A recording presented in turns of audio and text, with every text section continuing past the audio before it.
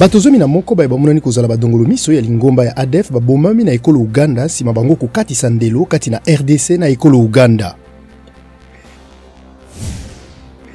Na RDC batokoleka tukumi bale bakufi sima mpela makasi kubeta na ngumba Kinshasa na butu ya lelo.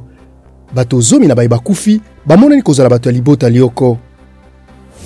Na ekolo Guinée, président Akala Moussa Dadis Camara asakoli liboso ya bazuzi ete apesaka ndingisa te na basoda na ye na koboma bato na mobu 2009 epai wapi bato koleka nkama moko na tukumitano babomamaka. Na Afrique du Sud, ndako bakili mibeko esengeli ezwa mokano lelo mpona koyeba soki Cyril Ramaphosa mokambi ya ekolo eye oyo afundama na makambo ya kanyaka esengeli alongolama na ebonga to te.